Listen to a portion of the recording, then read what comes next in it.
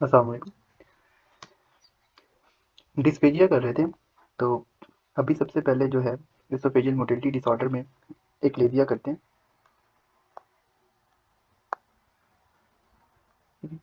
एक्लेविया basically एक्लेविया में होता क्या है, देखिए सबसे पहले मैं आपको इसका जो थोड़ा सा ओवरव्यू दे दूं, फिर हम इसको इसकी डेफिनेशन देखते हैं। एसोफेगस है, ठीक है,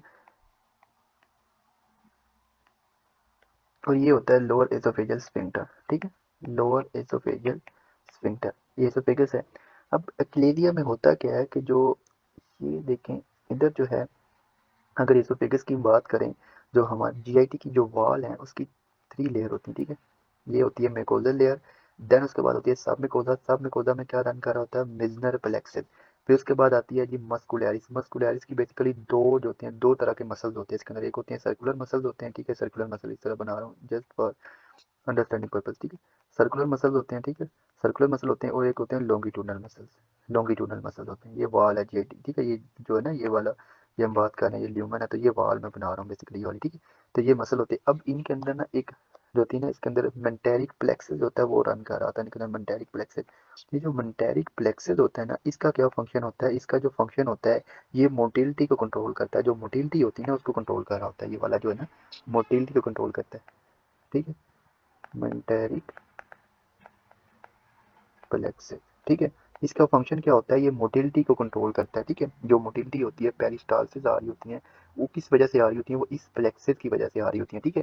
तो ये आपने याद रखना। अब एक्लेविया में होता क्या है कि इसके अंदर सबसे जो मेन प्रॉब्लम होती है वो क्या होता है, जो लोअर एसोफेजियल जो स्फिंक्टर है, ठीक है, लोअर एसोफेजियल स्फिंक्टर के अंदर जो मेंटेरिक प्लेक्सिस के जो फाइबर्स होते हैं ना, इनहिबिटरी न्यूरॉन्स होते हैं इसके अंदर, ठीक है, इनहिबिटरी न्यूरॉन्स होते हैं, ठीक है। इसके अंदर क्या होते हैं, इनहिबिटरी न्यूरॉन्स होते हैं, एक मिनट, ठीक है। इसके अंदर क्या होते हैं, इधर इनहिबिटरी न्यूरॉन्स होते हैं, और इनहिबिटरी न्यूरॉन रखते हैं, उनके पास होती है, वो रिलीज करते हैं नाइट्रिक ऑक्साइड, और होती हैं वीआईपी वेजो एक्टिव इंटेस्टिनल पेप्टाइड, ठीक है। ये रिलीज करते हैं, और ये जो नाइट्रिक ऑक्साइड होते हैं, इधर फॉर एग्जांपल ये मैं इसको स्फिंक्टर को बनाता हूँ, ये इधर स्फिंक्टर है ये वाला, ठीक है, ये इधर पास स्फिंक्टर है ये वाला। तो इसके अंदर जो होता है ना स्मूथ मसल्स होते हैं, स्मूथ मसल, तो ये नाइट्रिक ऑक्साइड और जो वीआईपी है स्मूथ मसल के ऊपर आके एक्ट करते हैं, और ये जो स्मूथ मसल है ना, ये रिलैक्स हो जाते हैं। जब ये रिलैक्स हो जाते हैं, तो इधर से लोअर एसोफेजियल स्फिंक्टर होता है, ये ओपन हो जाता है, ठीक है, ये ओपन हो जाएगा।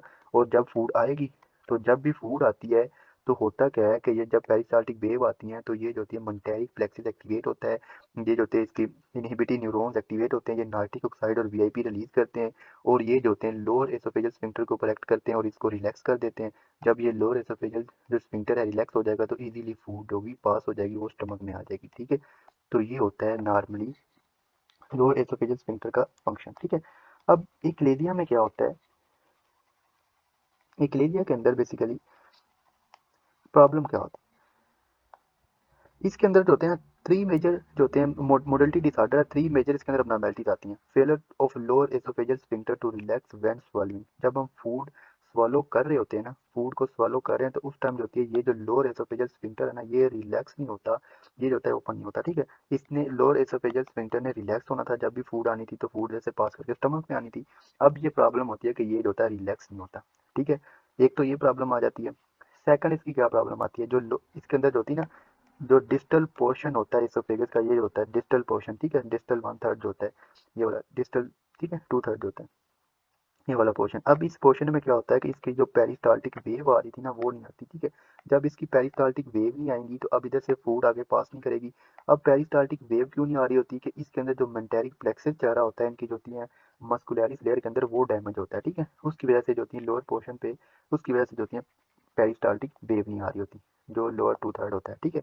और उसके बाद जब हम इनकी मैनोमीटरी करते हैं, तो लोअर एसोफेजियल जो स्फिंक्टर है, हम देखते हैं कि रेस्टिंग पे इसकी तो टोन बहुत ज़्यादा इंक्रीज की होती है। इसकी रेस्टिंग जब रेस्टिंग पे होता है ना, रेस्टिंग टोन इसकी इंक्रीज की होती है। लोअर एसोफेजियल स्फिंक्टर की एक तो रेस्टिंग टोन इंक्रीज की होती है, जब फूड आती है तो उस टाइम भी ये ओपन नहीं होता, ठीक है।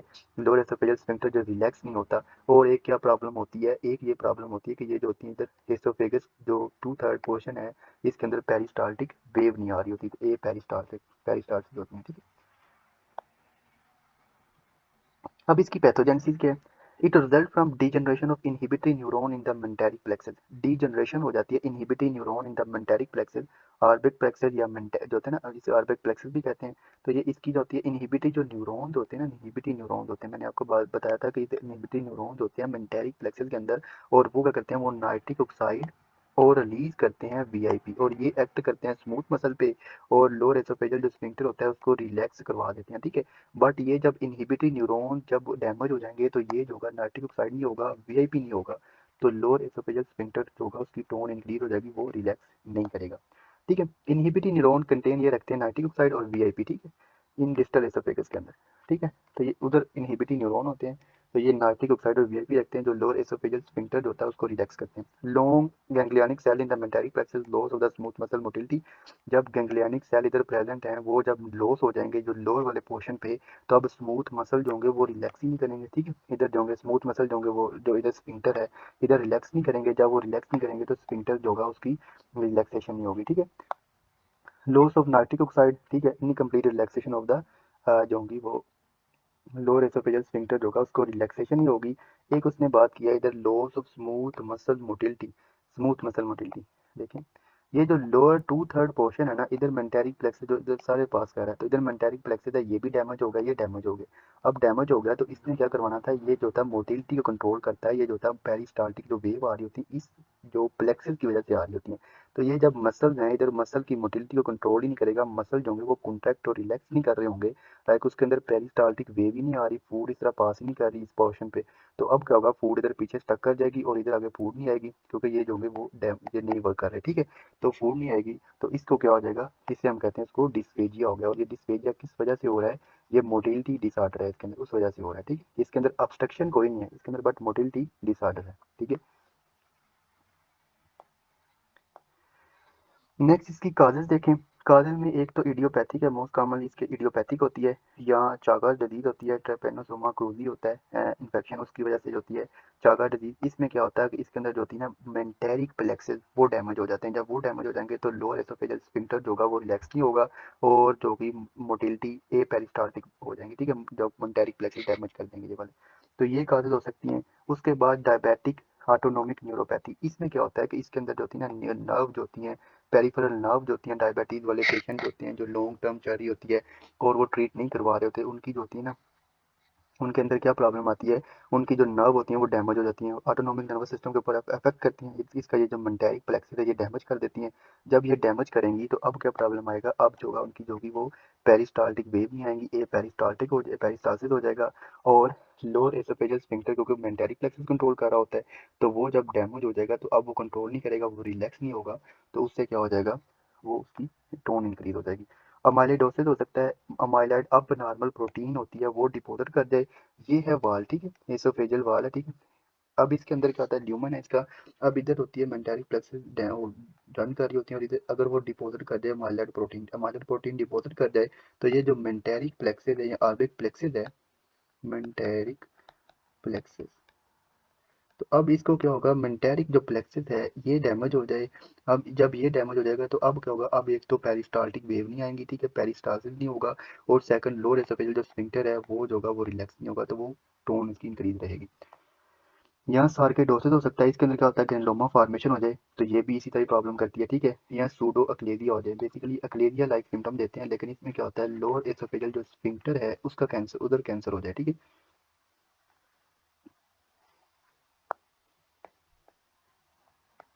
अब अगर किसी को इधर कैंसर है तो इधर जो होगा ना, इसके जो मेंटेरिक प्लेक्सेस पड़े हुए हैं, ठीक है, उनको कंप्रेस कर देगा, जब कंप्रेस करेगा तो अब उनका फंक्शन लॉस हो जाएगा, अब उसकी वजह से लोअर एसोफेगस जो होगा ना वो स्फिंक्टर होगा वो उसका वो ओपन ही होगा, एक तो ये प्रॉब्लम होती है, ठीक है, ओपन ही होगा, और दूसरा अगर इधर कैंसर है तो इधर कैंसर की वजह से ऑब्स्ट्रक्शन हो रही है, तो ये वैसे ही ओपन जो होता है ऑब्स्ट्रक्शन की वजह से जो होगा ये जो रिलैक्स नहीं होगा लोअर एसोफेगस स्फिंक्टर, तो इसके अंदर ये भी प्रॉब्लम आती है, बट इसको हम कहते हैं सूडो एक्लेरिया, ठीक है, ये लेस कॉमन है।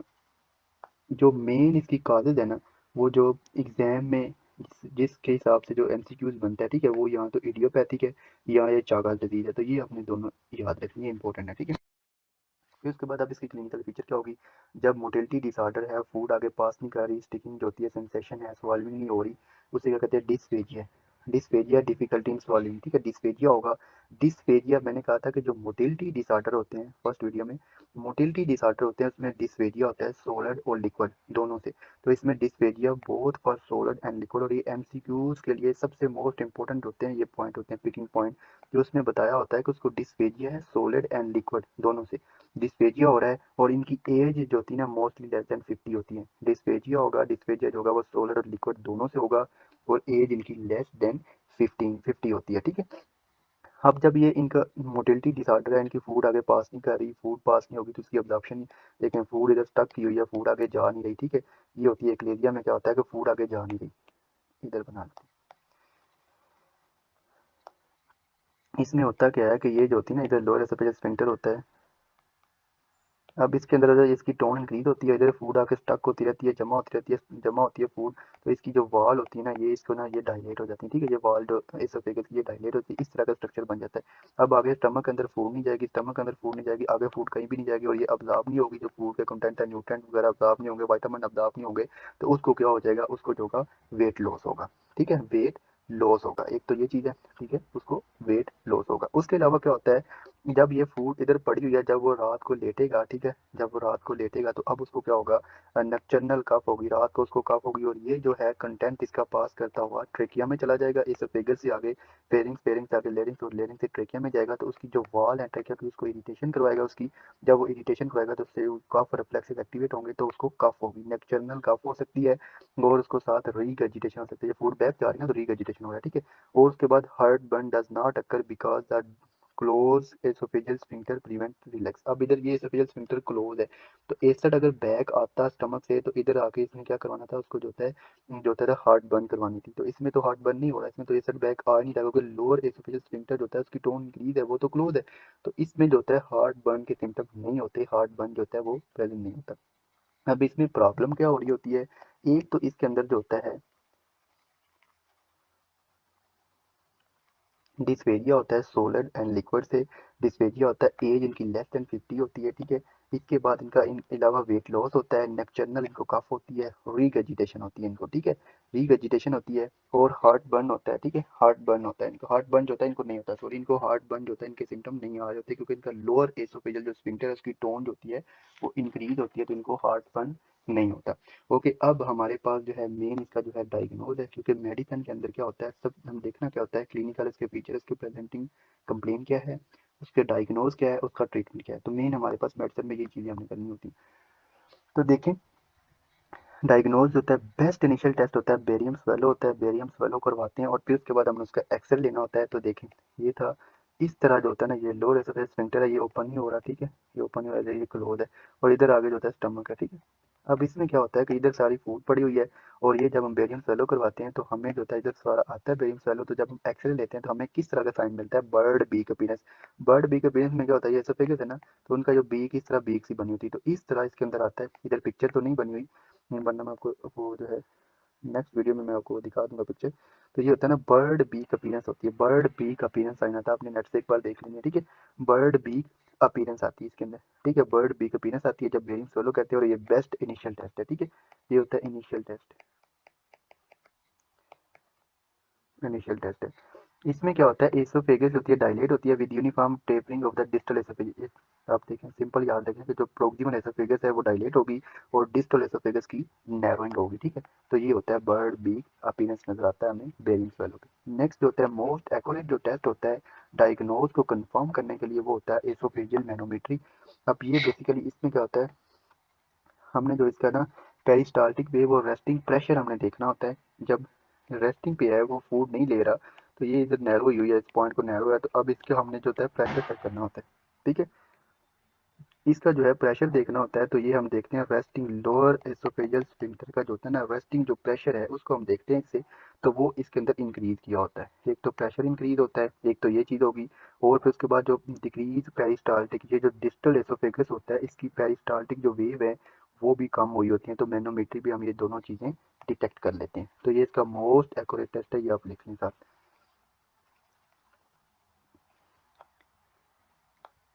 देन उसके बाद अब इसका ट्रीटमेंट है।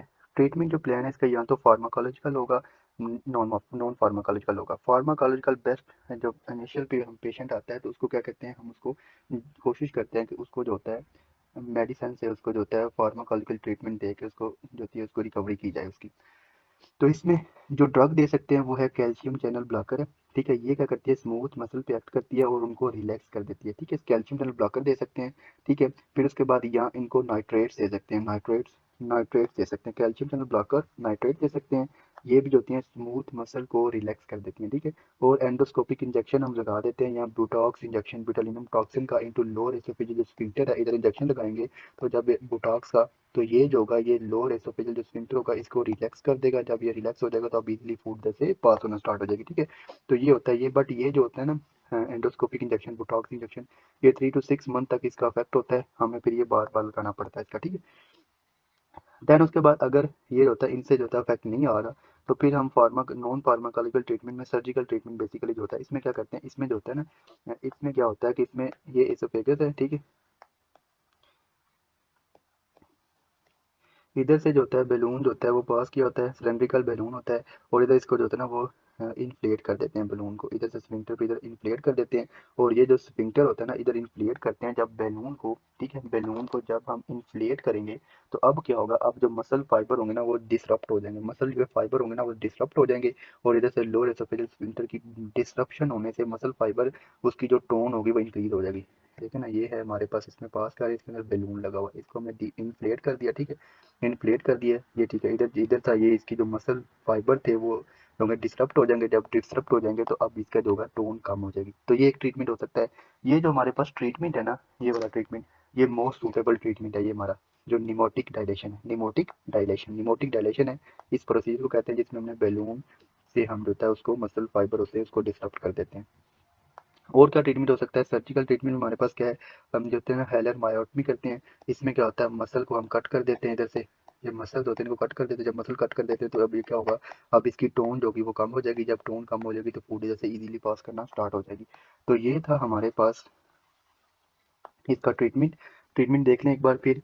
इसको जो होता है कैल्शियम चैनल ब्लॉकर दे सकते हैं, ठीक है। नाइट्रेट दे सकते हैं, बोटॉक्स का इंजेक्शन लगा सकते हैं। और नॉन फार्माकोलॉजिकल के अंदर क्या है, निमोटिक डायलेशन है या सर्जिकल हेलर मायोटमी है, ठीक है। तो ये आपने चीज़ें याद रखनी है। अब इसके जो इसका एक जो है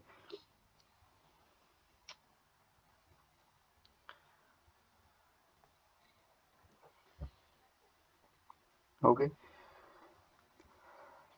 अब बाकी ये जिसके क्लिनिकल जो है पॉइंट्स हैं इसमें जो है देखें, क्लिनिकल नोट में क्या है कि एक स्क्लेरोडर्मा डिजीज होती है। इसमें क्या होता है कि इडियोपैथिक डिजीज है, इसके अंदर फाइब्रोसिस होती है स्किन की और अदर जो ऑर्गन होते हैं उनकी फाइब्रोसिस हो जाती है। अब इसमें क्या होता है एसोफेजियल फाइब्रोसिस होती है, एसोफेगस जो पार्ट उसको फाइब्रोसिस हो जाएगी। जब फाइब्रोसिस हो जाएगी तो अब क्या होगा, जो मेंटेरिक प्लेक्सस होता है ना वो डैमेज हो जाता है, ठीक है। जो एसोफेजियल फाइब्रोसिस होती है, बट इसके अंदर लोअर एसोफेजियल जो स्फिंक्टर होता है ना उसकी टोन कम हो जाती है, उसकी जो होती है टोन फाइब्रोसिस होने की वजह से उसकी टोन जो होती है लोअर एसोफेजियल स्फिंक्टर की टोन कम होती है। और इधर से पेरिस्टाल्सिस जो होती हैं वो भी कम होती हैं, ठीक है। पेरिस्टाल्सिस होती हैं वो भी कम होती हैं।